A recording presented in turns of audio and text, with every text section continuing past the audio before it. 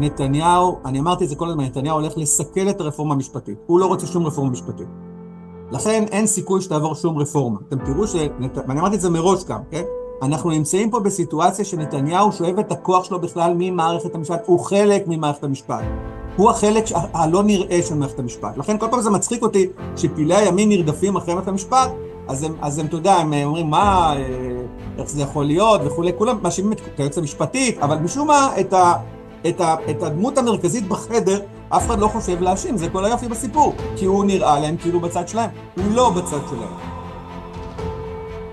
שלום, והיום בפודקאסט על המשמעות, אני תמיר דורטל, מארח את עורך הדין אילן ציון. שלום. שלום רב, מה שלומך? בסדר, אז נפתח ככה במילתא דבדיחותא, איך זה להיות מפורסם אחרי כל הפודקאסטים המצליחים שעשית, איך זה להסתובב ברחובות תל אביב? האמת היא שאני לא יודע שאני מפורסם.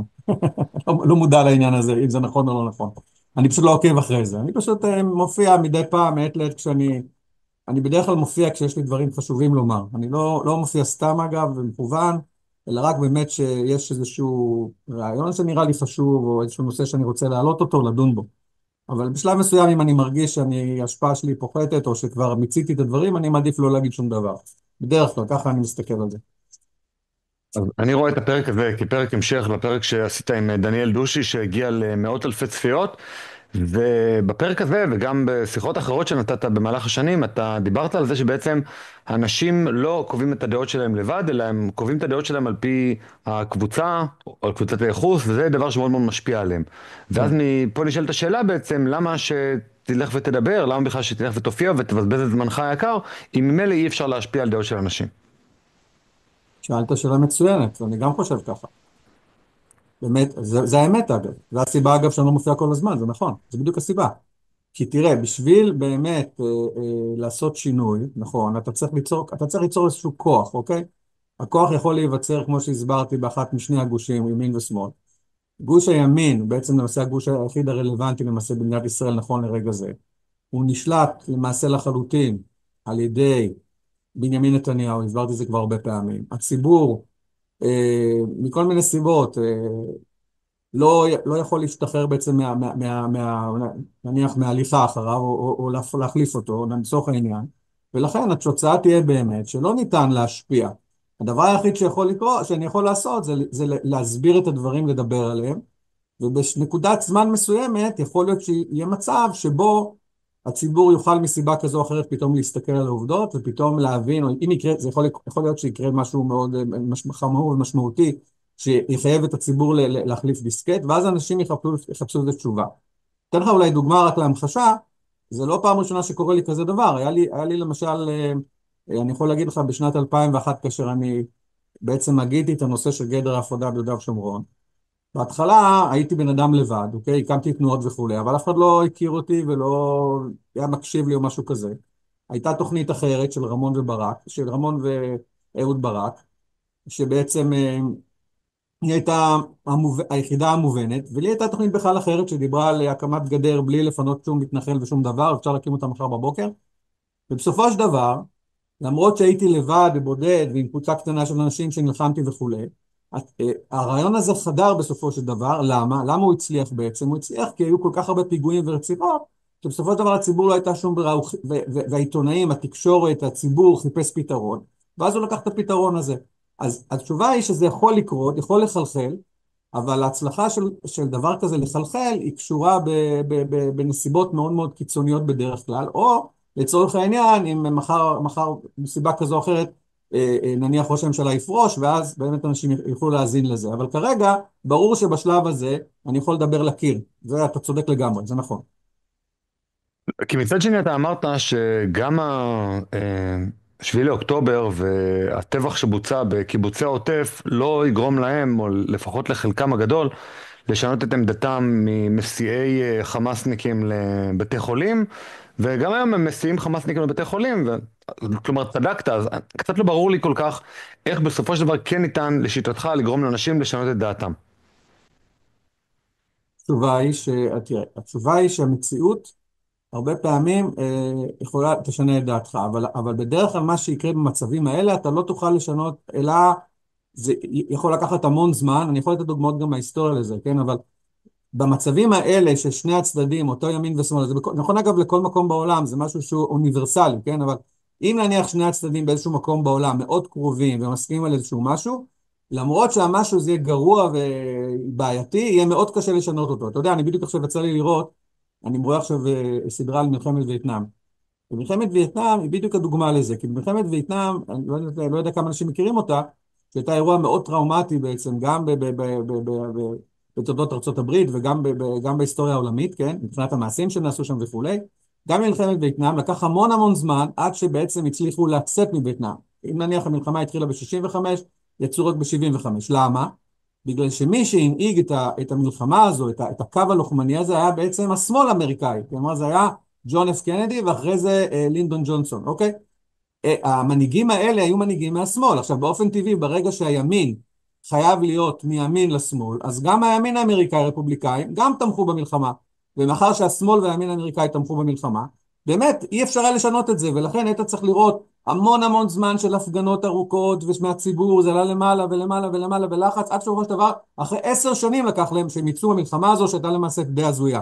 זאת אומרת, אפשר לראות את זה בכל מקום בעולם. אני בא ומסביר שבישראל המצב הוא כזה, זאת אומרת, מאחר שהימין נלקח או נשבע לצד השמאלי בצורה מאוד קיצונית, למעשה אנחנו נמצאים כרגע בסיטואציה שהשמאל והימין מסכימים על דברים שהם ממש בלתי נתפסים, כמו למשל, פעם, אני מתכוון בערכים של פעם, לפני 50 שנה, למשל שצריך לשחרר את כל המחבלים, למשל, עבור חייל לצורך העניין, או למשל שלא כובשים את רצועת עזה, אלא מפציצים אותה כל היום, או כל מיני דברים כאלה מוזרים, כן?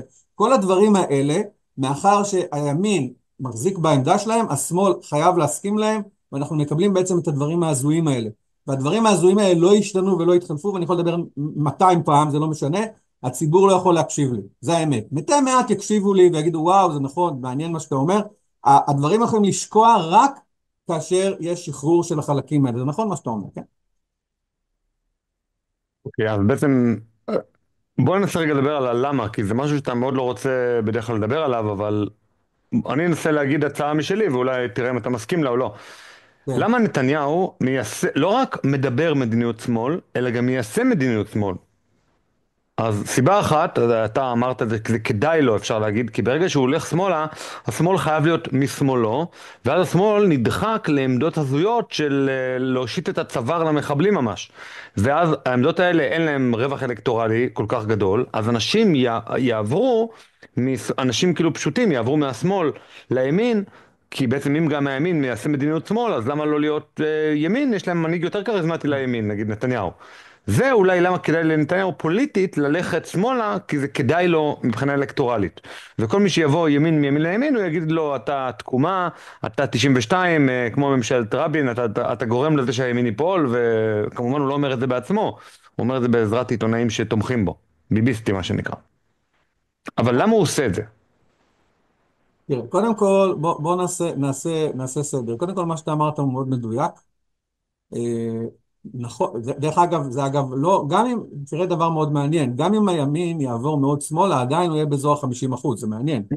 זאת אומרת, התוצאות הן כמעט תמיד יהיו 50-50 בכל מקום בעולם, ומי שבעצם אחרי את תוצאות הבחירות זה החלק קטן יחסית באוכלוסייה, זה כמה אחוזים בודדים שהם יכולים לזוז, כן? אז אנחנו תראה בדרך כלל את התוצאות באזור ה-50-50, אבל אין ספק שברגע שאתה נמצא מהצד השמאלי, מאוד צמוד לצד השמאלי, והשמאל מתחיל להחזיק בדעות הזויות, אז אותה קבוצה שמכריעה בסופו של דבר, בדרך כלל תכריע לטובתך, לכן מבחינה אלקטורלית זה מאוד טוב לו. נשאלת השאלה, אתה אומר למה הוא עושה את זה, נכון? זו שאלה מאוד טובה. אז בוא נשאל אותך אחרת. שים לב מה אתה אמרת. אתה אמרת, נכון? אתה, אנשים מצטט אותך. אתה אמרת שנוח לו, נכון? אתה אמרת שזה מאוד נוח נוח לו, לו. נכון? יפה, יפה. עכשיו אנחנו מסכים שזה נוח לו, נכון? יפה. עכשיו אני אשאל אותך שאלה. אם יש לך רגע, נוח מנהיג, לו, רגע, אני רגע אדייק, הדבר הכי נוח לו, אם אני מאמין שהוא איש ימין, אז הדבר הכי נוח לו פוליטית זה לדבר שמאל ולבצע ימין. אופס, כבשתי את הרצועה, אוי לא התכוונתי, זה היה אבל בטעות, זה אנחנו היה רע יודעים מאוד. שזה לא, אבל אנחנו יודעים שזה לא המצב, נכון? אנחנו יודעים את זה. זאת הוא גם אומרת, עושה בעצם, ימין וגם מדבר, הוא גם עושה שמאל וגם מדבר שהמדיניות שמאל הזאת היא מדיניות בעצם טובה וחשובה ולחץ מטראמפ וכל מיני קשקושים.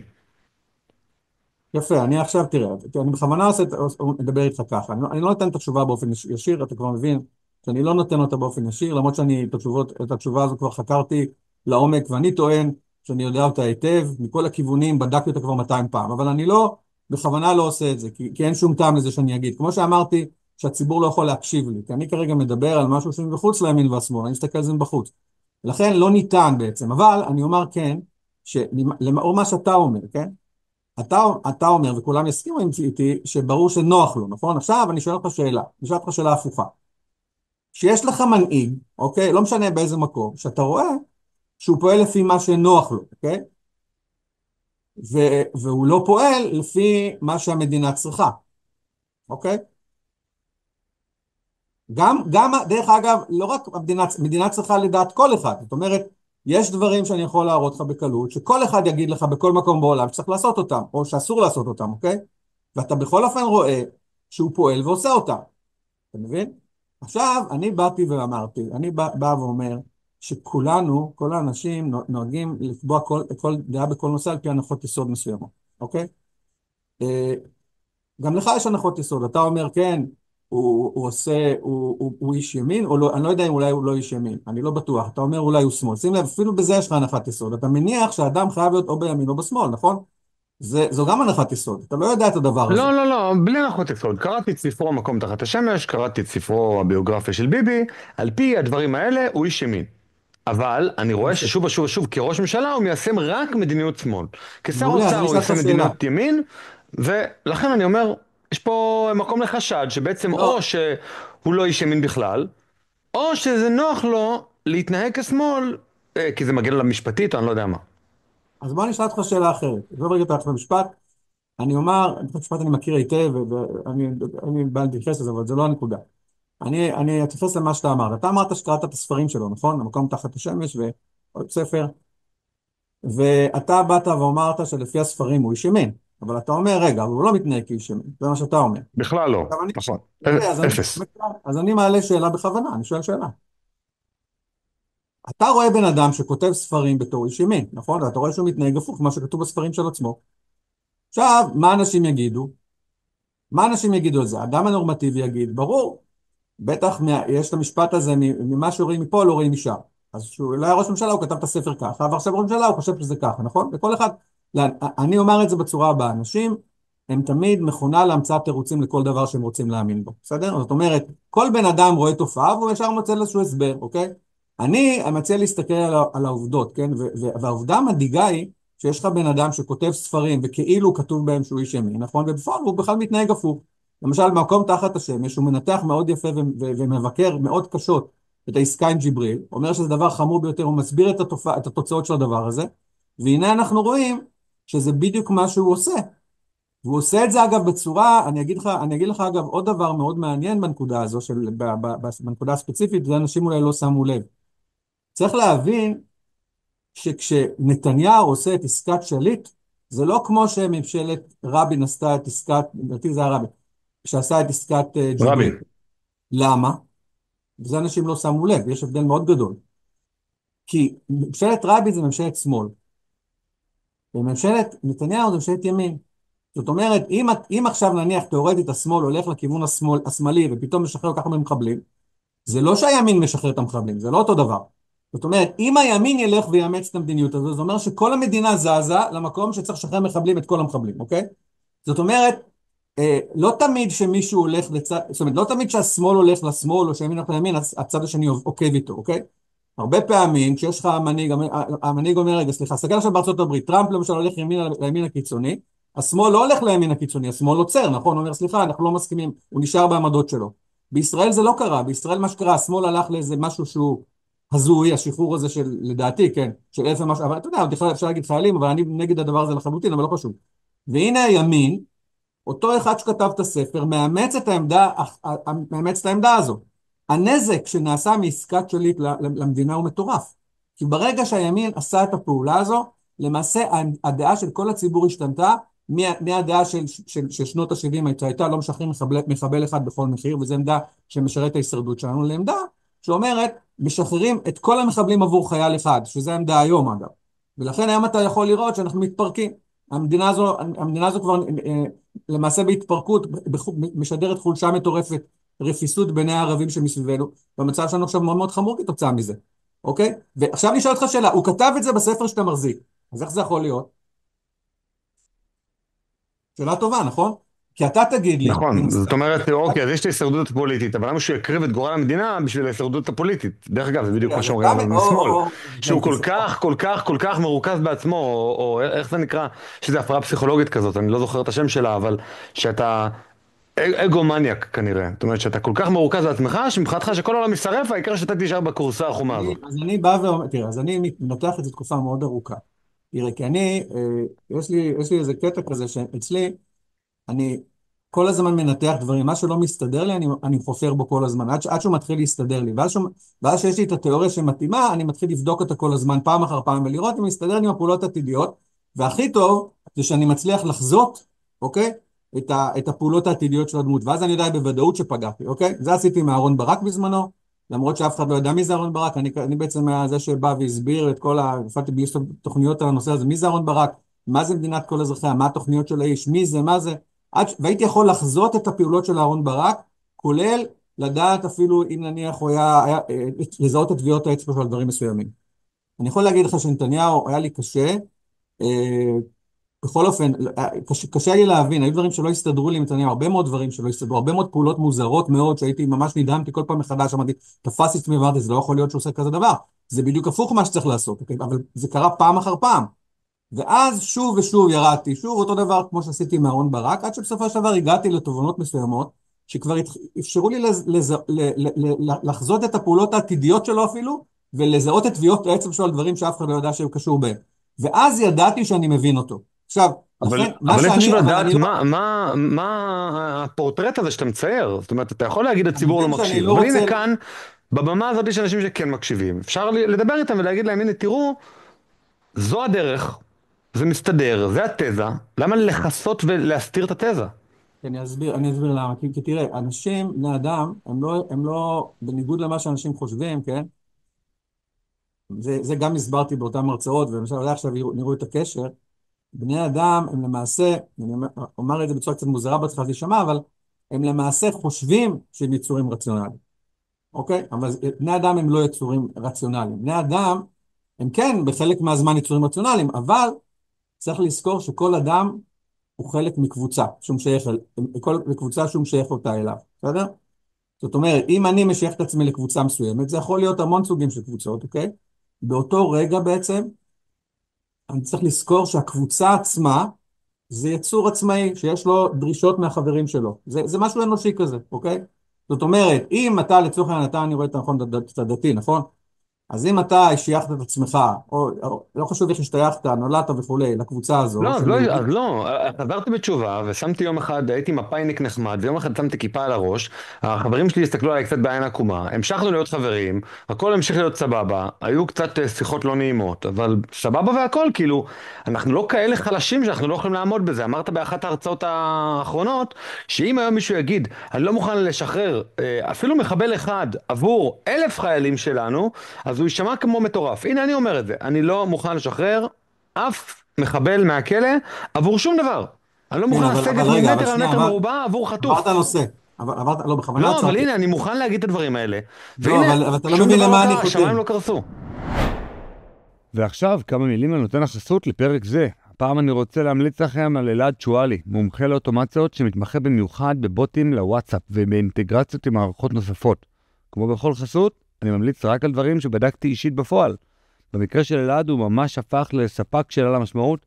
אם נרשמתם למנוי וקיבלתם מיד הודעת וואטסאפ נחמדה ואוטומטית עם מייל אוטומטי לאפליקציית הפודקאסטים, זה בדיוק מסוג הפתרונות שהוא יוצר. אלעד עושה קסמים באוטומציה ומספק פתרונות מותאמים אישית שחוסכים המון זמן ועבודה ידנית ובעיקר כאב ראש אדיר. אם אתם מחפשים דרך לייעל תהליכים בעסק שלכם, אני ממש ממליץ לכם לפנות אליו. ליצירת קשר בוואטסאפ 054-243-8624 או ב-QR קוד המופיע על המסך עכשיו. ואם גם אתם רוצים לפרסם לעשרות אלפי מאזיננו האיכותיים ועל הדרך גם לתמוך בעל המשמעות, צרו קשר עם ג'ו, הפרטים בתיאור הפרק. אני לא מדבר עליך, כי אני נותן לך בתור דוגמה. ברגע שאתה, גם אני, כל אחד מאיתנו משוייך לכמה קבוצות, שהוא שייך את עצמו. ברגע שאתה חזרת בתשובה לצורך העניין, אתה שייכת את עצמך לקבוצה מסוימת של אנשים, אוקיי? למשל, הקבוצה הזו יש לה, אני לא יודע מה הערכים של הקבוצה שלך ספציפית, אבל אני מניח שאחד מהערכים למשל זה שמאמינים באלוהים, וששומרים את אולי מצוות כאלה או אחרות, או לא חשוב מה. עכשיו, אם מישהו יבוא אליך, תקשיב, עכשיו אתה לא באמת חופשי, אתה צריך לזכור את זה. ברגע שאתה שייך לעצמך לקבוצה, אתה לא כבר חופשי באמת. כי אתה חופשי עד לדרישות של הקבוצה, אוקיי? עכשיו, הקבוצה הזו, יש לה פתאום דרישות שיכולות לבוא, ויכולות לא לבוא, כן?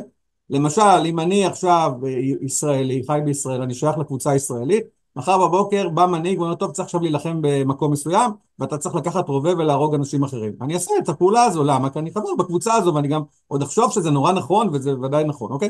זה נכון כל הזמן לגבי כל דבר. עכשיו, אם אני אבוא ואגיד עכשיו לקבוצה, בקבוצות ויש פה שתי קבוצות מרכזיות, אבל יש הרבה קבוצות, אבל הקבוצות המרכזיות ימין ושמאל, יש להן תפיסות מסוימות. דרך אגב, התפיסות של שתי הקבוצות הן שגויות לחלוטין, אגב, בנושא הזה, אני כבר אומר. השמאל, אגב, גם הוא מחזיק בתפיסות שגויות לחלוטין. גם אם אני אסביר לשמאל, זה לא יעשה כלום. אוקיי? לכן, איפה הבעיה נמצאת? הבעיה נמצאת היא בזה שאנשים יודעים את העובדות, ובאיזשהו מקום בפנים, בתת מודע, הם גם מבינים מה קורה. אבל יש הבדל בין שמשהו אתה מבין אותו, ואנחנו מבינים המון דברים בתת מודע, לבין היכולת להעביר את זה למודע. נדרשת לך איזשהו, הפעולה של להעביר משהו למודע, היא פעולה שדורשת הסכמה קבוצתית, אתה לא יכול לעשות את זה בכל מצב. אתה לא תעביר משהו למודע, גם אם אתה יודע אותו, אוקיי? אתה פשוט לא תפרש אותו או תתעלם ממנו. לכן, אני לא במצב שאני יכול להגיד דברים, שאנשים לא יכולים לקבל אותם. זה יהיה חסר טעם, והם כמובן יסבירו לא נכון, מה פתאום, הגזמת, כל מיני דברים כאלה. הדבר רגע, היחיד שאני אבל יכול גם לעשות, ככה אנשים אומרים עליך את זה. זאת אומרת, אתה אומר, אני לא יכול לא כי... נכון, אבל קודם אנשים כל גם אני לא ככה... יודע מה, קודם כל אני לא יודע מה אומרים עליי, אין לי מושג, אני לא בדקתי מה אומרים עליי. אני אומר מה אני אומר את הדברים ברמה שחלקו של הציבור יוכל להבין אותם, אוקיי? ו... וזה הכל, אבל אני בפירוש לא אומר דברים לא רק שאני לא אשפיע, אז זה גם עוד יפגע באפשרות שהם ישפיעו בעתיד. זה בעצם הסיבה. אני רק שואל אותך שאלות, והשאלות האלה, שנייה, לא, תוך כדי, אני לא, זה מראה לא, לצופים מה אני עושה, אני מנסה אוקיי, להסתכל בשיחה שלך עם דניאל דושי, אני לא בפלאפון תוך כדי, ולראות איזה תגובות אנשים הגיבו, כי בסוף יש פה 882 תגובות על הדברים שאתה אמרת. אוקיי. אנשים אמרו דברים נהדרים, וואו דושי איזה פרק מטורף, עורך דין אילן ציון היקר פשוט פירק פה את כל מה שחשבנו על מערכת המשפט, שאפו ענק שהבאת אותו, עם 166 לייקים. סוף סוף נותנים לאילן ציון לדבר, תודה ענקית על הפודקאסט, 125 לייקים, פרק מטורף, כל אחד במדינה צריך לראות. אז אנשים מאוד אהבו, כן, אבל אתה צריך להבין, נשמע אני לא, שכדאי שתגיד גם את זה לא הלמה. ההקשר, אבל זה לא ההקשר של הדברים שאני אומר. זה לא רלוונטי מבחינתי, לייקים או לא לייקים, או כמה ראו או לא ראו, זה לא משנה. כמובן שאני רוצה שאנשים יראו את הדברים, אבל אני אומר דברים כרגע בשביל להניח יסודות מסוימים לכך שהציבור באיזשהו מקום יוכל להגיע אליהם לבד. אני מציע לא לחפש תשובות בית ספר. הלוא, יש דברים שאם אתה לא תגיע למסקנה לבד, כן? זה לא יעזור מה שאני אגיד לך. ועכשיו אני פשוט מציג בפניך, לצורך אני כתב מבחינתי נציג של הצופים, מציג בפניך שאלה. אני אומר לך, אתה קראת את הספר שלו, נכון? ובספר שלו הוא כותב דברים הפוכים לחלוטין. עכשיו, אתה רואה בן אדם שפועל הפוך. אני לא מכיר הרבה אנשים בעולם שכתבו ספר, אוקיי, בוא נעשה את זה ככה, ופתאום הם נוהגים הפוך. אתה פגשת כזה דבר? בדרך כלל בן אדם יש לו אידיאולוגיה, נכון? אתה מצפה מהמנהיג שלך שיש לו אידיאולוגיה. עכשיו, אם אני לוקח את זה, אז אני שואל את עצמי, אוקיי, האם לאדם הזה יש בכלל אידיאולוגיה? או יכול להיות, ואני אציע הצעה נוספת, האם יכול להיות שהוא כתב את הספר הזה? שים לב, את הספרים שלו. עד כדי כך אני אציע לך. כדי שאתה תחשוב שהוא ימני, שאתה תצביע לו שהוא בכלל לא ימני, יש מצב כזה? עכשיו, זו שאלה. לחלוטין. ואם זה נכון, לחלוטין? ואם זה אפשרי, מה זה אומר עליו? והאם אנחנו לא מודאגים מזה? עכשיו, אחת הבעיות המרכזיות היא שאנשים, יש הרבה נושאים בעולם, הרבה תופעות שאנשים לא מכירים אותם. אנשים מניחים שאנשים הם כמוהם הנורמטיביים. יש אנשים גם לא נורמטיביים, יש אחוז קטן של אנשים שהם לא נורמטיביים. עכשיו, אני לא אתן שוב את התשובה. אני טוען, בוא נגיד ככה, אני טוען שאני יודע את התשובה לחלוטין, אוקיי? אבל אני שוב אומר, אין לזה שום טעם, כי אנשים יצטרכו להגיע לזה לבד, וכרגע הם לא נמצאים במצב שהם יכולים להגיע לבד. יש לזה כל מיני סיבות, אגב. אחת הסיבות, למשל, היא הקיטוב האדיר בחברה הישראלית בין הימין והשמאל. והקיטוב הזה מוזן, קודם כל הוזן על ידי משפט נתניהו. שזה שערוריה, המשפט הזה הוא שערוריה בכל אספקט. אני תקפתי אותו מהשנייה הראשונה, זה היה לא רק שזה משפט תפור, זה משפט שנועד בעצם לאפשר השתלטות של מערכת המשפט על עמדת ראש הממשלה מלכתחילה, אבל למעשה בסופו של דבר, ותשים לב אגב, זה משפט שלא נועד להסתיים לעולם. אני כבר לפני 4 שנים אמרתי שהמשפט הזה לא נועד להסתיים לעולם, לפי כמות העדים שיש בו. שים לב איזה כמות עדים מופרכת יש בו, על האשמות ממש, סלח לי, דביליות, כן? זאת אומרת, על האשמות כאלה, נניח, גם במשפט רצח, משפט זדורוב, לא היה מספר העדים, אתה יודע מה, עשירית מהדבר הזה. זאת אומרת, אתה לוקח פה דברים, האשמות שבבסיס שלהם מאוד גבוליות, נניח צורך העניין, אתה מביא 333 עדים בשביל זה, שזה אומר אחר כך עוד מאות אולי עדי הגנה, זה אומר שאתה בכלל לא רוצה לסיים את המשפט. המשפט הזה, המטרה שלו זה לקחת מישהו, לתפוס אותו, אתה יודע איפה, ולהחזיק אותו באופן שאתה תוכל להשתלט על עמדת ראש הממשלה. ואז קרה דבר מדהים, כי נתניהו חתם איתם על הסכם שהפך אותם לאקס-טריטוריה, ובעצם מערכת המשפט קיבלה בעצם סוג של ריבונות, אוקיי? רגע, מתי ולמעשה, הוא חתם איתם? אחרי פתיחת המשפט הוא חתם איתם הסכם? כן, כן, כן, כן, כן, הוא חתם איתם על הסכם. אני זוכר שאני בעצמי, שהייתי אז בפאטס בערוץ 20, נדהמתי, אני זוכר שתקפתי ממש את ההסכם הזה, ואמרתי שאני ממש נדהם איך הוא חתם על הסכם כזה וכולי. אז זה היה אחת משורו של הרבה פעולות מוזרות, אבל איזה הסכם? רגע, אני רוצה שתהיה ספציפי כדי שנוכל להבין וללמוד ולחקור את זה. איזה הסכם? הסכם ניגוד עניינים, הסכם שאומר שאסור לו להתערב בנושאים, בגדול, כן? בנושאים שקשורים למערכת המשפט, ולמעשה בעצם בהסכם הזה, אני לא ראיתי את ההסכם הזה, הסכם ידוע שהוא נחתם, כן? אבל ההסכם הידוע הזה, בעצם נתניהו, ודיברו על זה הרבה פעמים, אסור לו להתערב בנושאים שקשורים למערכת המשפט. אוקיי? זאת אומרת, זה במילים בעצם פשוטות, כל נושא, כי הכל שפיט. לא, זה לא צריך לעשות כלום. אם כל הכל דבר שפיט, שקשור למערכת אז המשפט, כל למשל, נושא הוא לא קשור יכול לעשות למערכת רפורמה, המשפט. תראה, הוא לא יכול לעשות למשל רפורמה במערכת המשפט, זה המשמעות.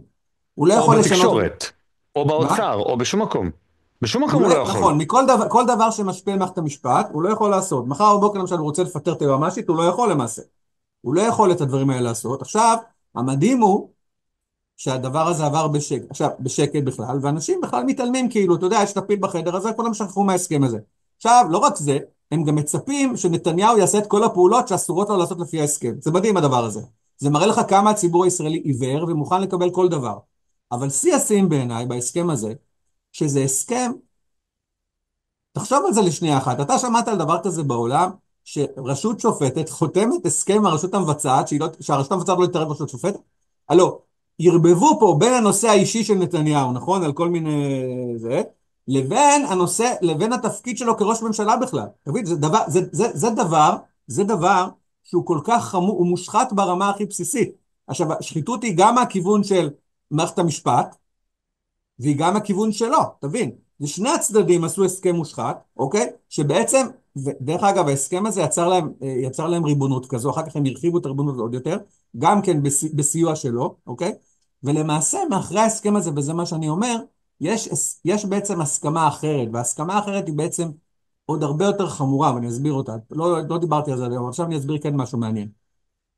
מה שעומד מאחרי ההסכם הזה, בעצם אם אתה חושב על זה לעומק, הוא שבעצם נתניהו מקבל עכשיו את הכוח שלו במערכת המשפט. כאילו מערכת המשפט בעצם הפכה בסיועו לריבונית, למעשה היא הכריזה ריבונות. היא למעשה כבר לקחה באמצעות כל מיני פסיקות שעסקו בחקיקת יסוד, היא אפילו לקחה את הסמכות לקבוע את החוקה של מדינת ישראל. תוך כדי זה היא רוקנה את הכנסת והממשלה מכל סמכות, ואתה יודע שהיום אי אפשר להעביר שום חוק בכנסת בלי אישור של היועמ"שית, אתה יודע את זה? וגם אם אתה בטעות תעביר איזה חוק, אז בבג"ץ יכולים לפסול אותו. כלומר, למערכת המשפט היום יש שליטה מוחלטת על כל תהליך החקיקה אפילו. יש לה שליטה על תהליך האכיפה, הענישה. היא יכולה לשלוט בכל דבר. עכשיו אתה שואל, רגע, אז איך זה יכול להיות שנתניהו ממשיך לשלוט ביד רמה, נכון? המשמעות עכשיו, תראה, לשרים שלו אין שום כוח, הם אפילו לא יכולים להופיע בבג"ץ. אבל נתניהו משום מה יש לו כוח עצום, נכון? הוא בעצם קובע את הגורל של המדינה ועושה מה שהוא רוצה. איך זה יכול להיות? איך זה יכול להיות? התשובה היא נורא פשוטה, אוקיי? זה נכון שמבחינה מערכתית, מערכת המשפט הפכה לריבון והיא שולטת פה, אבל למעשה היא מחזיקה את המנהיג, שהוא ראש הממשלה, שהוא למעשה מי שיש לו את כל הסמכויות הביצועיות בפועל. מערכת המשפט לכאורה לא יכולה להחזיק בסמכויות הביצועיות. אז הוא בעצם מחזיק איזשהו שיווי משקל מולם. דרך אגב, שיווי המשקל מול מערכת המשפט הוא שיווי משקל דו צדדי. זאת אומרת, הם מאיימים עליו כזה, אבל גם הוא מאיים עליהם. איפה הוא מאיים עליהם? אגב, זה שכולם לשים לב. איזה כוח יש לנתניהו לדעתך? איפה יכול להיות מערכת המשפט? נגיד להוריד אני את פה מעלה המשכורות נושאים שלהם. חדשים לגמרי. הוא מה? יכול להוריד את המשכורות, הוא יכול להוריד להם את לא, המשכורת לא, לא, לחלוטין. הוא לא יכול להוריד שום משכורות, לא נכון. לך למה תנסה לא? להוריד משכורת לשופט, תראה מה יקרה. היועצת המשפטית תגיד לך לא, שזה ברור לא זה, שיש צו ותוותר. מניעה, ברור שזה, אבל הוא לא, יכול לא לא, לעשות רפורמות אין שום דבר משמעותיות שאתה נגדם. יכול לעשות מבחינה, לא, זה לא קשור בחוקים ולא שום דבר. אני אפתיע ואומר שיש פה שני דברים, לדעתי, כן, אבל אני מנתח את הדברים בצורה מאוד עמוקה, אני רואה את זה, לכן אנשים יראו איך אתה מגיע למסקנות, אבל אני רואה את זה. כי אני מנתח את זה ברמות מאוד עמוקות. הכוח של נתניהו נמצא בעצם בשני דברים. קודם כל בזה שהוא אפשר להם את ההשתלטות הזו. זאת אומרת, הוא בעצם זה שכל הזמן, אני יכול להראות את זה פעם אחר פעם, הוא מעשה מאפשר את כל הפעולות של אהרן ברק, מהפעולות שקשורות בדמוגרפיה, וכלה בפעולות שמאפשרות להשתלטות מערכת המשפט. למעשה נתניהו השותף הכי טוב של מערכת המשפט. לכן הם מאוד רוצים ביקרו. אין להם שותף כמו נתניהו, לא משנה מי זה לא יהיה, גם אם תביא להם את גנץ או לפיד, זה לא יהיה נתניהו. חוץ מזה, אבל נתניהו יש לו הבדל אחד מגנץ ולפיד, והוא מאוד חשוב. וזה פה הנקודה השנייה. אנשים עושים את הטעות הזו ומשווים את נתניהו לגנץ ולפיד. ופה אני רוצה להסב אתה את יודע מה, תשומת רגע, לב. רק אני מאוד רוצה שאנחנו... רגע, לא, זו נקודה חשובה שלך. לא, אבל אני איתך, אני לא מסית לא, אותנו... בנקודה הזו לא ל- אשכח, זה לא אשכח, זה משפט אחרון. אוקיי, תגיד. צריך לזכור שנתניהו הוא מנהיג הימין, והנדוניה שהוא מביא איתו לעסקה הזו עם מערכת המשפט, הוא שליטה בימין. כלומר, אם צריך לזכור שהכוח האדיר במדינה הזו מצוי בימין. מבחינת מערכת המשפט, אם חס וחלילה יקרה מצב שהימין פתאום יתפוצץ עליה, נגמר הסיפור של מערכת המשפט והשמאל הישראלי. הימין יש לו כוח עצום, אני רוצה להסביר את זה. הימין לא מבין איזה כוח אדיר יש לו. עכשיו, השמאל ומערכת המשפט בייחוד, הם רועדים מפחד. תקשיב, זה האמת. האמת היא שיש דבר שמפחיד אותם, זה ההמונים של הימין. הם יודעים שזה כוח עצום, אוקיי? עצום, עצום. אני אומר את זה עוד פעם, שלא תהיה פה שום טעות. יש להם פחד עמוק מאוד מהעוצמה של הימין. עכשיו, אז תחשוב עכשיו שהם יודעים שיש בן אדם אחד שיכול לשלוט בימין ולהרגיע אותו, נכון? מי זה? מי זה הבן אדם הזה? בנימין נתניהו. מלהטט, כן, זה לא הג'אגלר. מלהטט אפילו, לא, השליטה של נתניהו, אני לא דיברתי כרגע על איך הוא עושה את זה, וזה נושא מאוד מרתק בפני עצמו, השליטה שלו בתורת התודעה, הוא למעשה סוג של מהפנט המונים כזה, ואני יכול גם להסביר, לרדת מהניתוח של הנושא הזה, אבל הנדוניה של נתניהו זה השליטה וההרגעה של הימין, צריך לזכור, ההמונים של הימין זה הר געש עם עוצמה עצומה, אוקיי? אם חס וחלילה מבחינתם ינחת מחר מנהיג בימין כזה, שהם לא מחזיקים בו, שאין להם דיל כזה איתו, אוקיי? מישהו כזה באמת שהוא ערכי ואמיתי, הבן אדם הזה, דבר ראשון, יקרא להמונים ולהגיד, רבותיי, תקשיבו, נעשים דברים חמורים ביותר, אנחנו לא יכולים להשלים עם זה, ואנשים אתה תראה אותם ברחובות. אם נתניהו היה כזה בן אדם, אוקיי? לצורך העניין אידיאליסט כזה, אידיאולוג כזה, נכון, ורוצה להגן על המדינה מבחינתי, לא הייתה לו שום בעיה להוציא עכשיו מיליון איש לרחובות. שום בעיה, אוקיי? אני כבר אומר לך את זה בוודאות. עכשיו, דרך אגב זה מעניין, כי בתקופת הרפורמה המשפטית יצאו אפילו מאות אלפים, נכון? אבל מה הם עשו? מי הרגיע הוא אותם? אמר, זה נגע לליבי, זה מה שהוא אמר, הוא לא הצטרף מצוין, אבל להפגנה. אם תשים לב, כבר אז אני אמרתי כל הזמן וכתבתי, אני הייתי בעצם לא יוזמי הרפורמה המשפטית, יוזמי ההבנה מי זה מערכת המשפט, אוקיי? אז אני כל הזמן הייתי מתראיין אז בזמנו ומסביר וכותב, אומר, תקשיבו, צריך לזכור שנתניהו, אני אמרתי את זה כל הזמן, נתניהו הולך לסכל את הרפורמה המשפטית, הוא לא רוצה שום רפורמה משפטית. לכן אין סיכוי שתעבור שום רפורמה. אתם תראו ואני אמרתי את זה מראש גם, כן? והצחיקו אותי ההפגנות האלה שהיו הולכים לירושלים, אתה זוכר, היו מאות אלפים, אני אפילו הייתי בהם, מה ההפגנות אמרו? תמיכה בנתניהו, לתמוך בו כביכול, שלא יוותר או משהו כזה. איזה לא לוותר? הבן אדם עצמו רק חשב איך הוא מעיף את התוכנית הזו, אוקיי? כל הזמן. עכשיו, תחשוב איזה שותף זה מבחינת מערכת המשפט. תחשוב איזה דיל מבחינתם. לכן צריך לזכור את זה. אנחנו נמצאים פה בסיטואציה שנתניהו שואב את הכוח שלו בכלל ממערכת המשפט, הוא חלק ממערכת המשפט.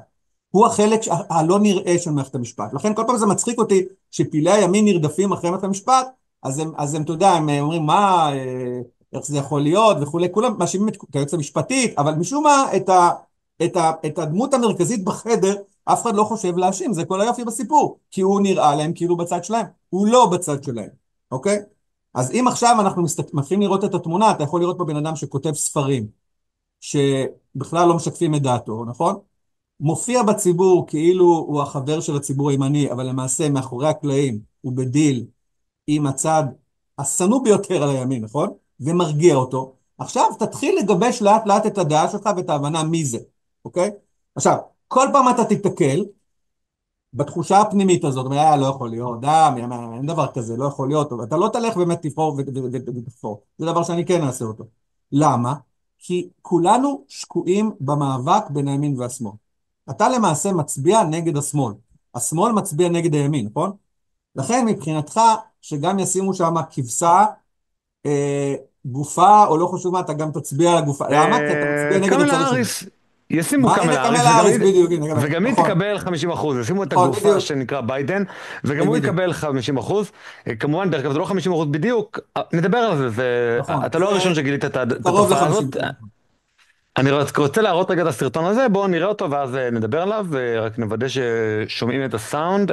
טוב, אני ביקשתי את המפגש הזה, דובי, כי רציתי להגיד קודם לך כמה דברים. אני לא יודע אם בבית הנשיא כללי הטקס מאפשרים לראש הממשלה להתבטא.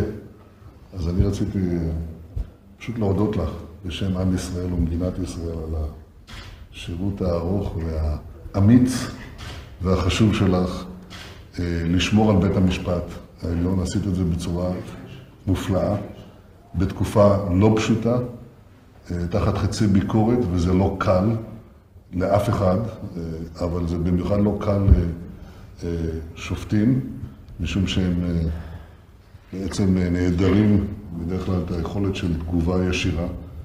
אבל אני חושב שעמדת בפרץ בצורה מרשימה ביותר. אני לא חושב שנרתעת ולא שינית דבר מהשקפתך על מה צריך לעשות שהוא נכון וחוקי ודרוש למדינת ישראל. אני תמיד, כשאני מסתובב בעולם, אני נותן תשובה על התרסות או שאלות על מדינת ישראל. אני תמיד נותן את בית המשפט, מערכת המשפט ובית המשפט העליון בפרט, כדוגמה לבית משפט מופתי. אני חושב שבעולם מעריכים אותו כנדבך יסוד בדמוקרטיה שלנו. אני לא אסתיר שאני גם הוספתי, הנה, יש אפרופו שוויון בין המינים, יש לנו אישה שהיא נשיאת בית המשפט העליון, אבל לא בזה אנחנו מתברכים, אלא בסגולות האובייקטיביות שאת והשופטים האחרים מביאים לתפקיד הזה, שהוא באמת, הייתי אומר, משולש, אז אפשר להגיד שזה קודקוד הפירמידה, ותלוי איך מעמידים אותו, אבל בוודאי אחד מיסודות האיתנים ביותר של הדמוקרטיה הישראלית. אני חושב שעצמאות בית המשפט זה דבר מובנה והכרחי. זאת אומרת, אנחנו יכולים להבדיל בין משטרים למשטרים ביחס למידת העצמאות ואי התלות של בית המשפט. ובישראל... טוב, האמת לי זה הספיק דברי השבח האלה, אני חושב שכל יש שם הקלטות אגב הרבה יותר משמעותיות מזו גם. שהוא אומר, אני הגנתי ואני סיכלתי כל יוזמן של נגד בית המשפט העליון, נכון מאוד אגב, ואני אומר שזה אגב אחרי, אני יכול להגיד לך שב-2010, שנתיים לפני הסרטון הזה, אני ניהלתי מאבק יחד עם עוד תנועות שהבאתי, במה שנקרא בג"ץ איחוד משפחות השני, גם בג"צים נוספים. בבג"ץ הזה נעשה ניסיון להכניס לישראל מאות אלפים של פלסטינים במסגרת, מאות אלפים. אני הבאתי אפילו חוות דעת של ארנון סופר, שדיברה על כך שמדינת ישראל בתוך, אם החוק הזה, אם הבג"ץ הזה מתקבל, בתוך 50 שנה, אם אני לא טועה, הופכת למדינה בעלת רוב מוסלמי בגבולות 67 אני מדבר, וזה בלי שום תופעה אחרת, כן? זאת אומרת, ואני יכול להגיד לך שבאותו זמן כל הזמן פנינו וניסינו לפנות לכנסת, לראש הממשלה, הוא לא רצה להתערב ולעשות שום דבר אגב, זה היה מדהים שתנועות נלחמו את המאבק הדמוגרפי הזה, ובסופו של דבר ניצחנו במאבק הזה, אגב בנס, אבל כבר אז, דרך אגב, אותו מאבק הסתיים ב-6-5 למזלנו לטובת הציונות, ואותה דורית בני שראית אותה עכשיו, הייתה בחמשת השופטים שתמכו בלהכניס מאות אלפים של פלסטינים לישראל, בשנות הרוב הדמוגרפי. שים לב עד כדי כך זה חמור. זאת אומרת, נתניהו תומך פה בבג"ץ של מדינת כל אזרחיה, זה הבג"ץ הזה, זה בג"ץ של ברק, זה לא הבג"ץ של פעם, זה בג"ץ שבכלל לא מכיר בציונות, ופועל בעצם בצורה סיסטמטית, לא קשור לשופטים עצמם שהם אולי אנשים טובים, זה לא קשור, קשור באופן מבני, לערך של הגוף הזה, שהוא נוצק בדמותו של אהרן ברק, שהוא פועל בעצם לביטול הרוב היהודי בישראל, אוקיי? אז הנה לך דוגמה. עכשיו, שכל אחד ישאל את עצמו, איך זה יכול להיות? ושים לב שזו הצטרפות מוחלטת, לי שמץ של ביקורת אחר מעשים מאוד חמורים שהם ביצעו. אז אני מציע לאנשים לחשוב על זה, שנתניהו זה אדם, דרך אגב, אני לא מסכים אגב שהוא שמאלני בכלל. אני לא מסכים שהוא שמאלני. זה אגב טעות של הרבה מאוד אנשים שחושבים שהוא שמאלני, הוא לא שמאלני. אני גם אפילו לא חושב שהוא אופורטוניסט. אני עד כדי כך אומר, פעם חשבתי אולי שהוא אופורטוניסט או משהו, כן? התשובה היא שלי גם לא נמצאת שם. אתה רואה את התכנון ואת התחכום ואת הכיוון המאוד ברור אצלו כל הזמן, בכל החלטה. לכן, אני לא רואה בזה שום דבר מקרי. אני כן רואה שנתניהו מזהה את בג"ץ כאיזשהו גוף שיש לו עוצמה אדירה, והוא ישר ככה מתחיל לשחק איתו. עכשיו, אבל נתניהו לא משחק איתו בגלל שהוא נכנע, לא צריך להבין. נתניהו הרבה יותר חכם, אני אומר את זה הרבה פעמים, נתניהו הוא בכמה דרגות יותר חכם גם מהם. עד כדי כך. זאת אומרת, גם כשהוא מדבר עם בייניש ובג"ץ, הוא כבר מתכנן איך לסובב אותם. זאת אומרת, הם חושבים שהם שולטים בסוס נתניהו. ונעשה סדר. בג"ץ ומערכת המשפט עשו מעשים מאוד חמורים, כן? הם השתמשו בכוח שלהם לצרכים פוליטיים, כדי כביכול להשתלט על עמדת ראש הממשלה. אבל הם שכחו דבר קטן, עם מי הם מתעסקים פה. ומה שאני אומר זה, אולי אנשים בימין שמחים שאני אומר את זה, שהוא יותר חכם מהם. לא התכוונתי שזה טוב לנו. אני מתכוון שהוא גם עושה את התרגילים לשמאל, וכמובן הוא עושה עוד הרבה יותר תרגילים לימין. זאת אומרת, אני אולי אפילו באיזשהו מקום פעם כתבתי את הממשלה הזו, אמרתי, אפשר לדמות את מדינת ישראל למטוס נוסעים כזה, שיש לו שתי שורות, יש לו צד ימין ושורות בצד שמאל. הצד הימין זה כאילו הימין של המדינה, ושמאל זה כאילו הצד השמאלי של המדינה. אלה בימין, כן? שמחים וצועלים וחושבים שהטייס, כן? הוא האיש שלהם, האיש של הימין, כן? אלה בשמאל קורצים אחד לשני, כן? זה מערכת המשפט גם. אומרים, אלה בימין לא מבינים. למעשה הוא איש שלנו, שתול, אבל הוא שלנו בעצם. הוא עושה מה שאנחנו אומרים, נכון? אבל שני הצדדים לא באמת יודעים מי זה הטייס. שים לב. שני הצדדים לא יודעים מי זה הטייס. הם מניחים שהם יודעים מי זה הטייס. אני מציע לכולם להתחיל לעקוב טוב טוב. מה זה להתחיל? אני צריך כבר מזמן לעקוב, אבל יש לנתניהו, אני יכול להראות עשרות רבות של פעולות, שהן תמוהות, זה יהיה הדין להגיד לגביהן. תמוהות. אני יכול להראות לך כמעט בכל נושא. ותשמע, אני יכול להגיד לך בתור אחד שלמד היסטוריה, הרבה מאוד, קרא היסטוריה, קרא את 6 הכרכים של צ'רצ'יל פעמיים, על מלחמת העולם השנייה. אני זוכר שתמיד נדהמתי, כשקראתי את צ'רצ'יל למשל, כמה כל החלטה הייתה ברורה ופשוטה. תדע לך, כשהוא מסביר את זה, הכל כל כך ברור והגיוני. זאת אומרת, לא נתקלתי ב6 הכרכים של צ'רצ'יל פעולה אחת, שאמרתי, למה הוא עשה אותה? פה, כל פעולה היא לא הגיונית, אתה מבין? אני לא מצליח להבין. יש פה פעולה אחר פעולה שהיא לא הגיונית, ולכן אני מציע לכולם להתחיל לשקול דברים אחרים, להתחיל לחשוב מחוץ לקופסה. כי התוצאה של הדבר, אני טוען, שאנחנו במדרון לעבר תהום, ולא במקרה. ולא שווה לגלות לציבור את התזה? זאת אומרת, אתה אומר, אוקיי, זה לא יועיל כי כולם מושקעים מתוך הפוליטיקה, אבל... לא, אני אומר מספיק דברים. אני יודע שאתה לא תגיד. זה היה ברור לי. אמרתי, אני אגיע לכאן במטרה לנסות שתגיד, וברור לי שאתה לא תגיד. את התזה שלך. אתן לך דוגמה. זה כמו למשל שיש לך מישהו שעובד בבית, וכל פעם נעלם לך משהו מהבית. כן, המנקה. אני רואה את השיחה הזאת כשיחת המשך של דושי, אז אין צריך להסביר שום המנקה. זה נלקח כסף. נתתי דוגמה דומה, אבל זה לא שיחת המשך של דושי, זה משהו אחר. נניח יש לך מישהו שנכנס לבית, וכל פעם נעלם לך משהו, בסדר? עכשיו אתה בא אליי, וכל פעם שהוא נמצא נעלם משהו, כן, לצורך העניין. עכשיו אתה בא אליי, אתה אומר, תגיד, מה יש לך להגיד על הבן אדם הזה? אני בכלל לא רוצה להגיד לך. אבל תסתכל על הדברים, מה קורה לך כל פעם שהוא נכנס. עכשיו, יש לי שאלה, מה הבעיה שלך להסיק את הדברים לבד? למה אתה צריך אותי בשביל זה? אתה צריך אותי, לא אתה, כל מי שזה, אתה צריך אותי בשביל זה, כי אתה לא מוכן לעשות את הפעולה הזאת, אתה מבין? אתה רוצה שמישהו יביא אותך למסקנה הברורה, כי אתה לא רוצה להגיע לשם. וברגע תראה, שיגיעו לך אפשר את גם לך, המסקנה הברורה, אבל אפשר... שנייה, רגע, וברגע שיגיעו לך את המסקנה הברורה, תגיד, לא נכון, תתווכח איתי ותמצא למה אני לא צודק. זה בדיוק הנקודה, אני לא מעוניין, אני אומר, אני מסביר, הבעיה היא לא בעיה של אינטליגנציה, אין פה, לציבור אני מבטיח, לכל אדם באשר הוא, לכולם, יש, יש אינטליגנציה מדהימה, ואין להם שום בעיה להבין לבד, מה שאני מבין. אני לא יותר חכם מאנשים אחרים. איפה הבעיה נמצאת? היא נמצאת בנקודה שהם לא מוכנים ללכת לשם. למה הם לא מוכנים ללכת? כי יש להם ציווי קבוצתי. יש להם קבוצה שאומרת להם, תקשיבו, עכשיו יותר מזה, איך הקבוצות הוגדרו? תשים לב דבר מדהים. איך הקבוצה הוגדרה? בגלל משפט נתניהו. מה משפט נתניהו עושה? משפט נתניהו, הנזק האדיר שלו האמיתי, הוא בכך שהוא חילק את המדינה לפי קו הגבול, כן ביבי, לא ביבי. תבין מה קרה. אם פעם היינו, למשל על רקע של אידיאולוגי כזה, כן שלום הפלסטינים, לא שלום הפלסטינים, נכון? או נניח סתם דוגמה, לא יודע מה, כן הסכם שילום עם גרמניה, לא הסכם שילום. היום הפכנו לעם שהוא מתעסק רק בבן אדם, נכון? קו השבר הוא כן ביבי, לא ביבי, נכון? עכשיו, אם אתה בקבוצה של הכן ביבי, נכון?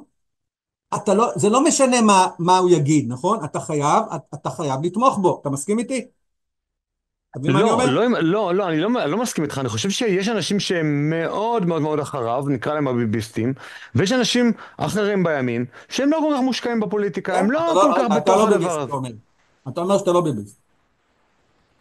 אתה טוען בוודאי. ככה. אוקיי, אז אני עכשיו אפתיע אותך. אני אוכיח לך שאתה ביביסט. רוצה לראות? יאללה, אני בוא, אוכיח אתה לך. ביביסט דרך אגב? בוא נעשה רגע מה? בדיקה, אתה ביביסט? אתה ביביסט? בוא נבדוק. אני אומר לך, כל מי ששומע אותי יודע, אני מישהו שהוציא את עצמו, הצליח, אחרי עבודה של המון שנים, להוציא את עצמי ולראות את הקבוצות מבחוץ. לכן אני לא שייך לשום קבוצה, אוקיי? לא לימין ולא לשמאל, אוקיי? אבל לצורך העניין, אבל אני מדבר, למה אני מדבר לימין כל הזמן? כי אני ציוני, המושגים שלי הם אחרים אמנם, אבל אני ציוני, והימין זה היחיד שיכול לעשות פה שינוי לדעתי. זה האמת, זה הסיפור של לימין ולא לשמאל. עכשיו, איפה אתה הטעות שלך לדעתי? תראה, אם אתה לא, יש הרבה אנשים בימין, כן? זאת אומרת, אני לא סובל את נתניהו, עכשיו, אוקיי, אז למי אתה מצביע? אני מצביע לבן גביר, או לסמוטריץ', או לא יודע, משהו כזה. אבל עם מי ילכו בן גביר וסמוטריץ' תמיד? הם ילכו כמובן עם נתניהו, אין להם ברירה, כי הם בגוש הימין. זאת אומרת, כל בן אדם, רגע, אז מי שמצביע לפייגלין, שאומר שהוא לא ילך עם נתניהו, הוא לא ביביסט? למעשה הוא כן ביביסט, כן, התשובה היא שכן, כי הוא ביביסט חבוי, מה זאת אומרת? כי הוא נותן את הכל לגוש, נכון? הלוא פייגלין לא ילך אני שואל, פייגלין ילך עם לפיד פתאום, הוא לא ילך עם לפיד, נכון? אין דבר כזה. עכשיו לא, זה אבל לא, אתה בעצם אומר, רגע, אתה בעצם מחליף מצוי ורצוי. זה שבמצוי הם היו מתים שנתניהו ילך הביתה, אתה אומר, לא מעניין אותי. עצם זה שבמצוי הם הולכים איתו, והם ייתנו את הקול שלו את הקול שלהם לממשלה בראשותו, אז הם ביביסטים. כן, התשובה היא כן, בדיוק מה שאני אומר. אתה אומר לי שאם אני אמנע בבחירות, ואני לא אלך לבחירות, אני עדיין ביביסט. אני אומר לך, שנייה, אני אומר את זה ככה, קודם כל, לא, הימנע מהבחירות זה משהו אחר, אם אתה תימנע מהבחירות, אם אתה תימנע, הלוא למה אתה לא תימנע? אני אסביר לך, זו נקודה מעניינת, למה אתה לא תימנע? כי אתה תגיד, אם אני אמנע, אז בעצם השמאל יתחזק, נכון?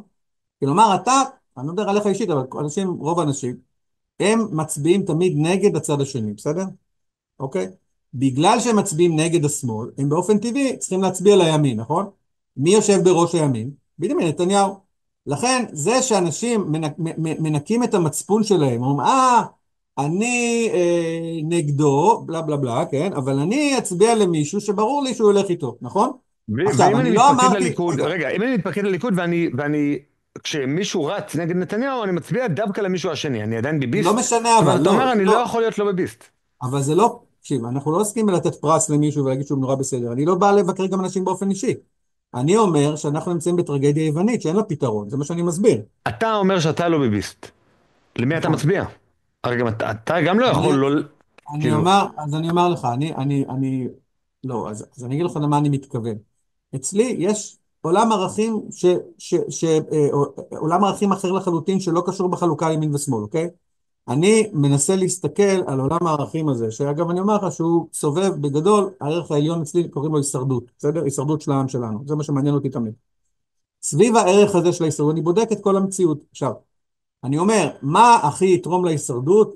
האם הצבעה שלי בכלל יכולה לתרום להישרדות? דרך אגב, אני הרבה פעם אמרתי שאין משמעות להצבעה כבר לכנסת למעשה במידה רבה, כי אה, למעשה, תיאורטית, כן? כי למעשה אין כבר לקוח, אבל למעשה כן יש לה השפעה, כי נניח תיאורטית, אם נתניהו לא יהיה ראש הממשלה הבא, נניח, ייווצר תהליך שהוא כבר יוחלף אחריו, אז למעשה כן יש השפעה לזה. אבל לצורך העניין, לכן אני אומר, אני מנסה לראות איפה הסיכון להישרדות שלנו נמצא, ואיך אני מכלכל את צעדיי לפי זה. לכן יכול להיות שאני אבחר לא להצביע, יכול להיות שאני אבחר להצביע לימין או לשמאל, תלוי בהקשר שלו. אבל אני לא מדבר בכלל על דברים כאלה, כי אני בא ואומר, אני לא מציע פתרונות, ואני לא אומר איך לעשות. אני בא ואומר, הבעיה היא בכלל במודעות. זאת אומרת, ברגע שאנשים לא מבינים מי זה הבן אדם הזה, מה זה משנה מה הם יעשו, מה יעשו? אם אנשים בשני הצדדים, אם זה היה מחלחל, מי זה האיש הזה, אוקיי? אנשים היו בכלל פה בהשתוללות, זאת אומרת, הם אומרים, רגע, מה הולך פה? אנחנו צריכים בכלל לשבור את הכלים, אין כזה דבר, מה שיש פה מבנה בכלל אחר ממה שאנחנו חושבים. אני אומר שיש פה משהו אחר לחלוטין. יותר מזה, יש פה רבדים, כלומר, אם ברובד העמוק, שאנשים בכלל לא רואים אותו, נתניהו הוא השותף של מערכת המשפט, יש גם מתחת לזה רבדים. זאת אומרת, אם אני יורד עוד לעומק, מערכת המשפט חושבת שהוא השותף שלה. אבל היא לא מבינה את מי היא מחזיקה בתפקיד, היא לא מבינה בדיוק מי זה הבן אדם הזה. זאת אומרת, יש פה כמה וכמה רבדים שאנשים עוד לא הגיעו לראשון שבהם. לכן, מה שאני בא ואומר, הציבור הישראלי בכלל נמצא באיזושהי טרגדיה יוונית, הוא איבד שליטה על המצב. למעשה גם מערכת המשפט איבדה שליטה על המצב, היא חושבת שהיא שולטת, היא לא שולטת באמת. זאת אומרת, אין קשר בין מה שהיא עושה לתוצאות של האירועים. האירועים שאנחנו רואים עכשיו, אני טוען, כן, הם לא מקריים, המצב שלנו רק ילך ויחמיר. למה? זה מתחום הדברים שאנשים יצטרכו להגיע אליהם לבד, אוקיי? אבל אני מתקשה לראות שזה יקרה בקרוב, אגב, אני חייב לומר. אני חושב שהרבה אנשים רואים את עצמם ככאלה שרק טובתה של מדינת ישראל חשובה להם. אתה מדבר על עצמך, על גדר הביטחון שאתה הבאת, אבל דברים אחרים. אני חושב שגם הרבה אנשים בימין, הרבה אנשים בשמאל חושבים שבסוף טובתה של מדינת ישראל חשובה להם. יש אנשים מסוימים שמזהים את טובתה של מדינת ישראל יחד עם הפלת נתניהו, נגיד בשמאל, כל הרלביסטים אומרים, קודם כל נפיל את נתניהו ויהיה המחיר אשר יהיה, כי הוא אסון למדינה, אחר כך נדאג לטובה האמיתית של מדינת ישראל, ואם צריך לעשות קמפיין חטופים או קמפיין אנטי רפורמה במערכת המשפט, דברים כאלה, נו בסדר נעשה את זה. זאת אומרת, כולנו חושבים שאנחנו פועלים בגלל טובתה של המדינה, טובת הקולקטיב. אבל אתה טוען שאנחנו בעצם לא מסוגלים להשתחרר מהקבוצה שלנו, אלא אם כן אנחנו חשבנו בצורה מאוד מאוד עמוקה כמוך. תקשיב, אתה כאילו מציג את זה, כאילו השאלה שלך, כאילו אתה מציג את זה כאילו שאני מחפש, שאני אולי חושב שאני החכם היחיד או משהו כזה, זה ממש לא הכיוון שלי, אז בוא אני ארגיע, זה ממש לא מעניין אותי. הדבר היחיד, כל בן אדם שיבוא ויגיד את הדברים שלי, יכולים להגיד לו את זה. הדבר היחיד שאני יכול לעשות זה לבוא ולקרוא לאנשים לחשוב. אתה רואה, אני גם לא רוצה להגיד את התשובות, אבל הם חייבים לחשוב, אוקיי? ואני אומר גם שאך טבעי הוא שכל אדם יגיד, או בעצם יאמין, אני אומר, כל האנשים למעשה הנורמטיביים, תמיד מאמינים שהם פועלים לטובת המדינה, כן? כי הקבוצה שלהם מחנכת אותם שזה לטובת המדינה, ברור.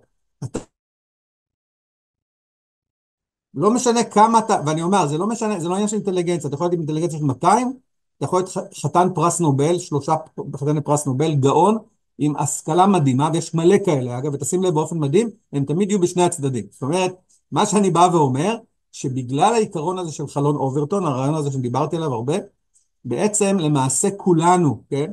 אלא אם כן אתה בן אדם לא נורמטיבי, יש מעט מאוד באוכלוסייה אנשים שהם לא נורמטיביים, דיברתי עליהם, אבל, ודיברתי על אותה קבוצה זהירה של אנשים, אנשים אגב, אצלנו אולי עבר, שאותה קבוצה בודדה של אנשים לא נורמטיביים, יש כאלה בטעות שמזהים אותם כסוציופטים דווקא, לאו דווקא אגב, אבל זה נכון שהסוציופטים נמצאים בקבוצה של הלא נורמטיביים, מה שמייחד את הלא נורמטיביים האלה, שהם יכולים להיות אנשים טובים או רעים או רעים מאוד אגב, מה שמייחד אותם זה היכולת להשתחרר מהציווי הקבוצתי, כלומר הם יכולים לחיות עם ערכים אחרים בתוך קבוצה, אוקיי? למשל, אדם יכול להיות רוצח, אוקיי? רוצח. ולחיות בקבוצה שרצח זה דבר שכולם מסכימים שזה דבר נורא והיום, אוקיי? והוא חי שלם ומאושר, אוקיי? זה אדם לא נורמטיבי, אוקיי? יש אחוז קטן מאוד, יש מחקרים על זה, מהאוכלוסייה שהם לא נורמטיביים, אוקיי? אני מניח שאני, היכולת שלי לראות את הדברים בצורה כזו, היא כנראה יש לי את אותה יכולת לא נורמטיבית, למרות שאני מנהל טוב, אוקיי? יש לי סט ערכים טוב. אבל אני רואה אנשים לא נורמטיביים אחרים, אני עוקב אחרים, אני חוקר את זה, אוקיי? אז אתה לא יודע מי לא נורמטיבי. אדם הלא נורמטיבי שיהיה הנוכל הבא, יהיה הרוצח הבא, שיהיה, לא יודע מה, הוא יכול להיות גם בן אדם סתם רע, שאתה לא תדע. הוא יכול להיות גם בן אדם טוב, אגב. דרך אגב, מחקרים מדברים על זה ש20% מהמנהלים בדרגות הבכירות, יש להם את התכונה הזו, המיוחדת הזו, אוקיי? של הסוציופתיות נקרא לה, אבל זה לאו דווקא חיובית דווקא, כן, לאו דווקא שלילי. זאת אומרת, יש אנשים כאלה. עכשיו, 98% מהאוכלוסייה הם נורמטיביים, אוקיי? הם ידברו תמיד את הדעה של הקבוצה שלהם, אוקיי? עכשיו, למעשה, אם הם שייכים לכמה קבוצות, אז הם ידברו את הסכום של הקבוצות שלהם, זה יהיה עולם הערכים שלהם, אוקיי? והם יהיו משוכנעים לחלוטין שזה צודק, אוקיי? צריך לזכור שהתחושה היא תחושה אמיתית לחלוטין שאתה צודק, הם יתווכחו ואתה תראה שאי אפשר לשכנע אחד את השני, למה? כי אתה לא יכול לשכנע מישהו מקבוצה אחרת לשנות דעתו כי הוא חלק מהקבוצה, אתה צריך לדבר עם הקבוצה, לא איתו, נכון? אתה לא יכול לשנות דעה של בן אדם אגב בגלל זה. חוץ ממקרים נדירים שאנשים עוברים מקבוצה לקבוצה, מימין לשמאל או משמאל לימין, ואז אתה תראה שהם ב100% עברו, ואז הם מאמצים את כל העמדות, והסיבה שהם עברו היא בכלל לא שכנוע בדעה מסוימת, אלא פשוט סיבות יותר עמוקות שקשורות בשיוך הקבוצתי. זה האמת אגב. עכשיו, לבוא להגיד תראה, אם אני בא ואומר לכם, תקשיבו, לא יודע מי להגיד לכם, אבל מה שאתם אומרים, שאתם משוכנעים, שזה נורא חכם, וכתבתם ספרים, כל הדבר הזה זה בעצם ביטוי של הקבוצה שלכם. כל בן אדם לא יסכים לשמוע את זה, נכון? זה לא דבר לשניהם לשמוע אותו. אתה רוצה לחשוב שאתה יצור גאוני וייחודי, ודרך אגב, אנחנו יצורים גאונים וייחודיים, אבל בתחומים של הקבוצות, אנחנו כבשים בקבוצה, זה האמת. אוקיי? ואם בא בן אדם לא נורמטיבי, אני לא רוצה להגיד מי, ומסוגל להזיז את הימין לאיפה שהוא רוצה, אוקיי?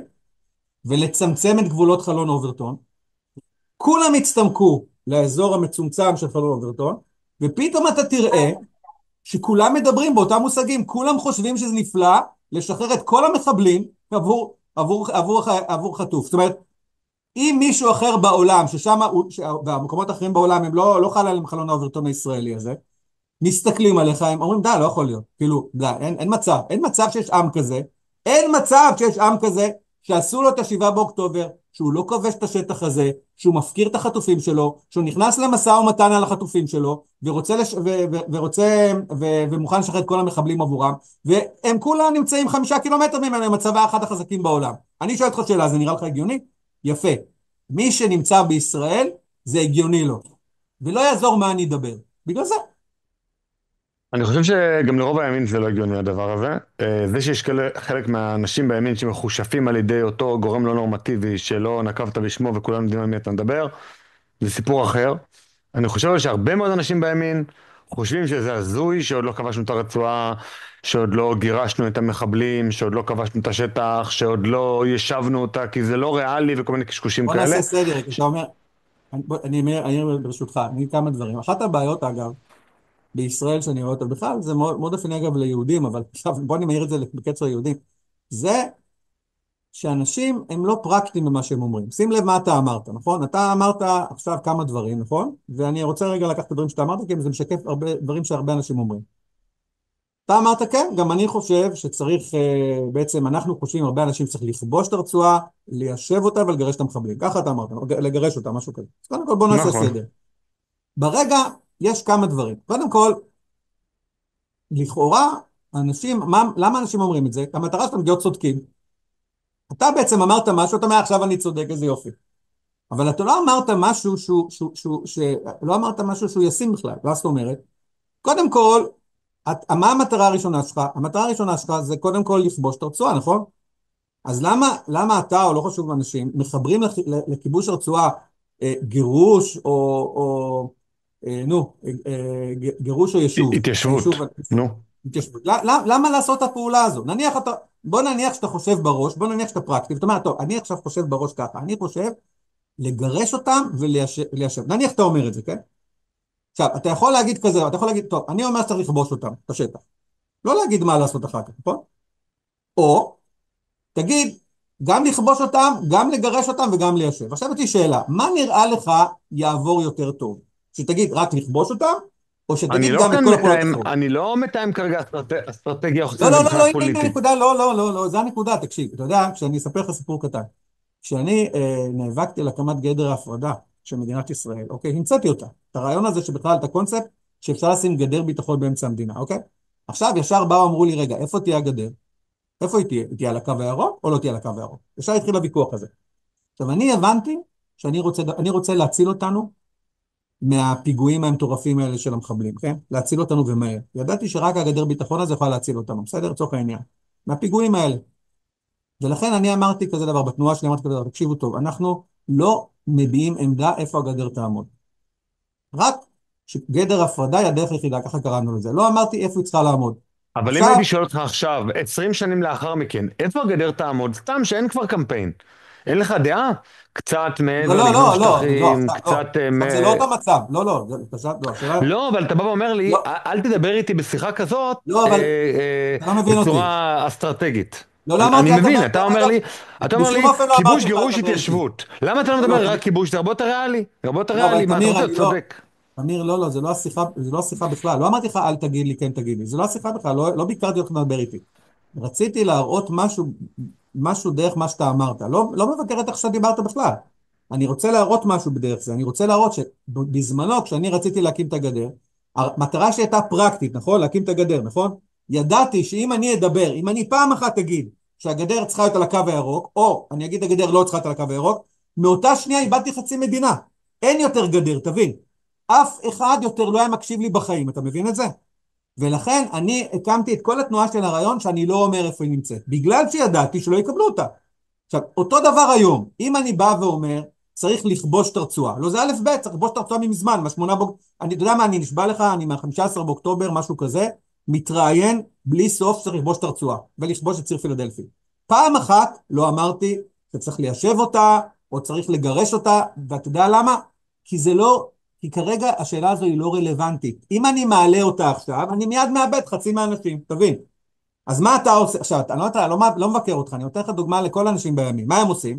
זה לא, זה חברי כנסת, עשו אפילו כינוס ליד הרצועה, יושבים ליד הגדר, השטח לא נכבש, ובמה הם דנים? איך ניישב את הרצועה? אתה מבין את העניין פה? זה בדיוק הדבר. יושבים לך אנשים, במקום להתעסק במה שצריך לעשות, ותדע, אם היה כאן כוח במדינה שדורש מהימין, מהחבר, דרך הדוגמה איך זה יכול לקרות. נניח למשל, אנשים בימין, אני אומר, תקשיבו, לחברי הכנסת שם תקשיבו, אנחנו לא נהיה בממשלה שלא כובשת את הרצועה. לא, אתה לא צריך להגיד להתיישב אותה. אנחנו לא נשב ליברמן בממשלה. אמר את זה. ליברמן אמר שהוא לא יישב בממשלה, אלא אם כן יכבשו את הרצועה. יפה, הוא אבל אמר את זה בסביב דצמבר. אבל ליברמן הוא קודם כל מהשמאל, זה אחד, בסדר? הוא שמאל, מה לעשות, בגושים הוא בשמאל, אז הוא לא רלוונטי. ב', ליברמן זה בערך אמפטי דמפטי שכל 4 דקות משנה דעתו, הוא פשוט אופורטוניסט מוחלט, אוקיי? אז אף אחד גם לא מתייחס אליו, בסדר? אני עכשיו מדבר על הימין, על הגוש של הימין. נניח שהגוש של הימין אומר, תקשיבו, אנחנו אנשים קמים, כמה צעקה או לא תקשיבה כזה. אם לא כובשים את הרצועה, אנחנו מפילים את הממשלה. עכשיו, אם לצורך העניין היה נוצר כוח כזה, חבר הכנסת של הימין, אנחנו תקשיב מותק, ביבי, בוא, אם אתה לא כובשים את הרצועה, אנחנו יוצאים לממשלה. בסדר? עכשיו הוא היה מתחיל לנסות כמובן לפנות לשמאל, ולנסות לבנות את הממשלה, כי האיש כמובן אנחנו כבר מכירים אותו, כן? אבל בוא נניח שזה היה בשלבים מוקדמים. הוא היה חייב לכבוש את הרצועה. עכשיו, אם היית כובש את הרצועה, בוא נעשה סדר, היית כובש את הרצועה, מה היה קורה? היית גם כובש את השטחים, איפה שהחטופים נמצאים, נכון? אם היית כובש את השטחים, איפה החטופים נמצאים, האם היית צריך לנהל משא ומתן? אני שואל אותך שאלה, יש לכם מחבלים? לא היית צריך, נכון? כלומר, היית עכשיו נמצא במצב שאתה אני בכלל חושב שהחטופים הם לא שיקול אסטרטגי. לא צריך אבל להתחשב בחטופים בשום דבר שקשור למלחמה. אבל אתה עוד פעם לוקח את זה, סליחה, אתה לוקח את זה, אני צריכה שאומר את זה, אתה לוקח את זה לדברים, עוד פעם תיאורטיים, תקשיב, אני מדבר איתך לעשות דברים במציאות. טוב, יופי, אז נורא נחמד לתמיר, דורטל, יש רעיון, הוא מאוד יפה וחכם, נורא יפה, אנחנו כולנו מרוצים, זה לא העניין פה. אנחנו היינו צריכים לכבוש את הרצועה. בשביל לכבוש, כמו שהייתי צריך להקים את הגדר בזמנו, אוקיי? מה שאני אומר, שאם אנחנו, אם הימין היה אומר, תקשיב, נורא, בוא, אל תבלבל במוח ביבי, בוא, אתה כובש את הרצועה, בוא, אל תספר סיפורים. אם אתה לא הולך הביתה, או שאתה כובש את הרצועה, שתלך הביתה, נורא פשוט, בוא נעשה לך את זה פשוט.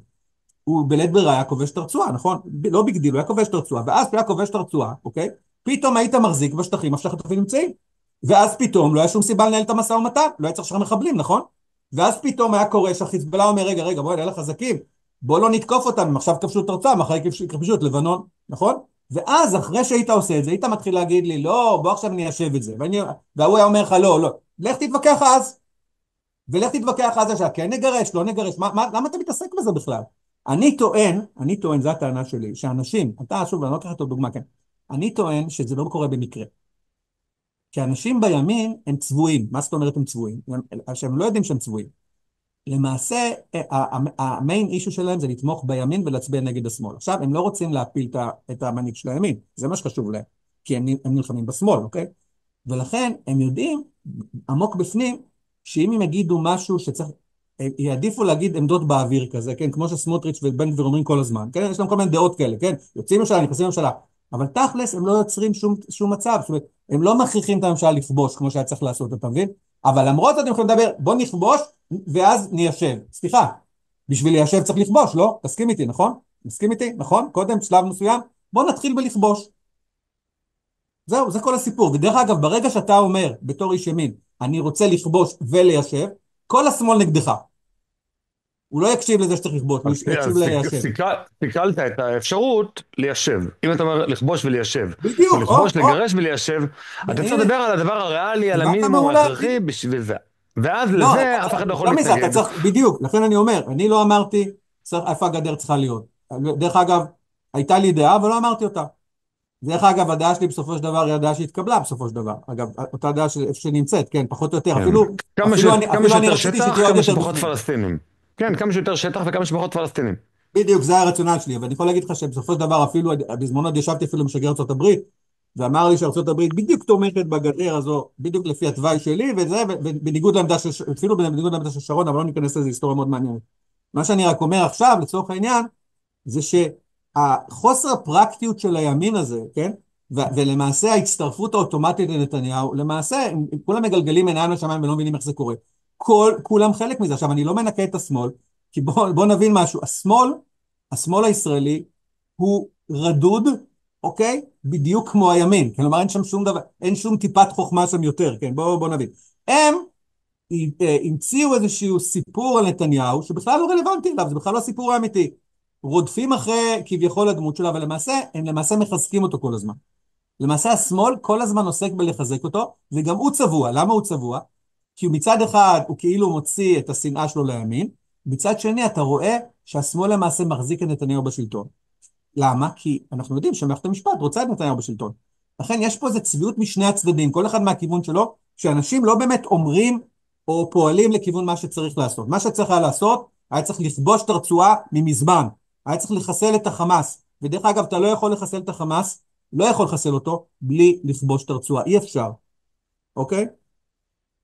ודרך אגב, אם אתה עושה את מה שעשינו, ואתה מחליט לנסות לחסל את החמאס מבחוץ, אתה מחסל את עצמך, וזה מה שקורה לנו. אנחנו מדברים עכשיו, אנחנו מפציצים, עשינו הפצצות מטורפות, נכון, ברצועת עזה, כל העולם ראה. אתה עשית מעשים שהעולם לא מוכן לקבל אותם. ואתה עשית מעשים שמצטלמים באופן שהעולם לא מוכן לקבל. מצוין, מה נראה לך קובע? החורבן הזה הוא פוגע הכי הרבה בנו. בדיוק, ומה קובע? מה שאתה עשית או מה שמצטלם שעשית? אני שואל, מה קובע? כמובן, מה שמצטלם. דיברת על זה אצל מה זה דושי. משנה, מה זה עשית? בוא נניח לא עשית כלום, אוקיי? וכולם חושבים שאתה היטלר, בסדר? מה נראה לך קובע? תראה, אם אתה כזה נורא רע, וזה מצטלם טוב, אז קובע איך שאתה מצטלם, אף אחד לא יודע. אבל אם אתה נורא טוב ומצטלם רע, קובע שאתה רע. עכשיו, צריך לזכור, אנחנו מתבלבלים. העולם הוא קודם כל, המנוע העיקרי שלו זה דעת הקהל העולמית. אוקיי? דעת הקהל העולמית, נוצר מצב של תיעוב מטורף לישראל.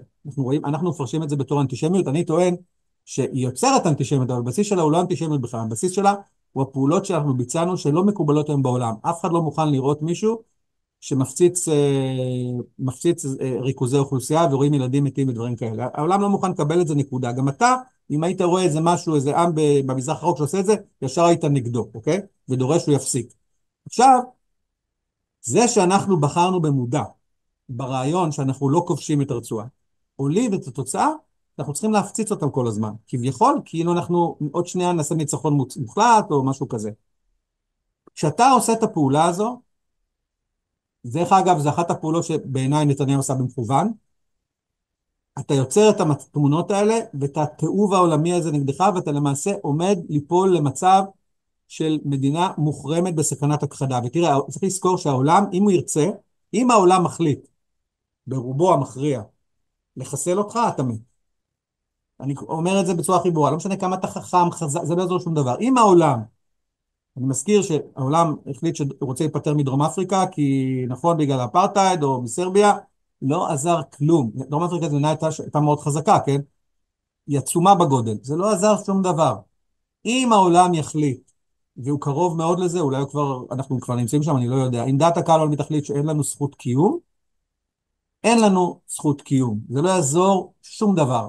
או שתהיה צפון קוריאה. אתה יכול לצפון קוריאה, להתחבא מאחרי איזה מסך ברזל, להם על כל העולם, אז יכול להיות שלא נקבל אותך. אבל אם אתה עושה דברים חמורים, אתה גם חלש, אתה גמרת. וזה מה שאנחנו כל הזמן עושים, באופן, ממשיכים גם. עוד מתלהבים, מתרגשים ומאושרים מעצמנו. זה מדהים הדבר הזה, תחשוב. זהו.